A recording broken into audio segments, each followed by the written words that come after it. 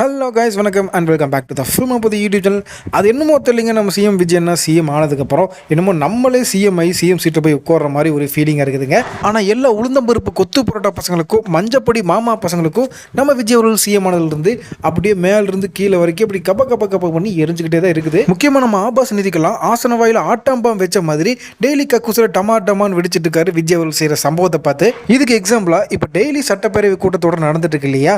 இந்த சட்டப்பேரவை கூட்டத்தொடரில் நம்ம விஜய் அவர்கள் என்ட்ரி கொடுக்கும்போது ரெண்டு சைடு ஆளுங்கட்சி சைடும் எதிர்கட்சி சைடும் வணக்கம் வச்சுட்டே வராரு. அப்போ எடப்பாடி பழனிசாமி அவர்கள் அதிமுக சைடெல்லாம் பார்த்தீங்கன்னா எந்திரிச்சு நின்று வணக்கம் சொல்கிறாங்க.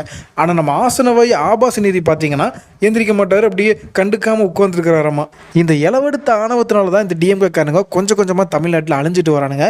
இதில் இப்படி ஒரு விஷயம் பண்ணிங்க அப்படின்னா எங்கன்னா எதுவும் பண்ண மாட்டார், சைலண்ட்டாகவே இருந்துட்டு உங்களுக்கு சாகிற வரைக்கும் சங்குதிட்டு இருக்க போகிறாரு. வேணும்னா நீங்கள் ஒன்றும் பண்ணலாம், இந்த டிஎம்கே ஐடி இவங்க வச்சோ இந்த வைஷ்ணவி ஜூலியெல்லாம் வச்சோ இப்போ புதுசாக ஒன்று வந்திருக்குது, கரண்ட்டை வச்சு டிஎம்கே கூட கனெக்ஷன் ஆச்சு. வைஷாலி மன்மதன் படத்துல இருந்தே இந்த வைஷுன்னு பேர் ஆரம்பிக்கிற கேரக்டர் நம்மளுக்கு பிடிக்க மாட்டேங்குது.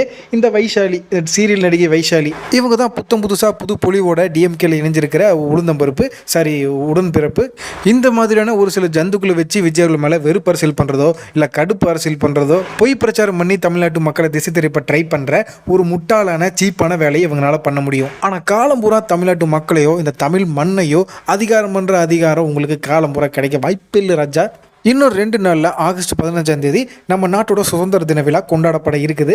புரோட்டோகால் படி நம்ம சிஎம் விஜய் அவர்கள் தலைமைச் செயலகத்துக்கு வந்துட்டு தமிழ்நாடு போலீஸோட பிரம்மாண்ட பரேட் நடந்து முடிஞ்சதுக்கப்புறம் இந்தியன் ஃப்ளாகை கம்பத்தில் ஏற்றி சல்யூட் வைக்கணும். இதுதான் புரோட்டோகால். அதே போல தான் சிஎம் விஜய் அவர்களும் வர ஆகஸ்ட் 15ஆம் தேதி தலைமைச் செயலகத்துக்கு பிரம்மாண்ட வரவேற்போட வந்து பரேடு முடிஞ்சதுக்கப்புறம் இந்தியன் ஃப்ளாகை கம்பத்தில் ஏற்றி சல்யூட் வைக்க போகிறாரு.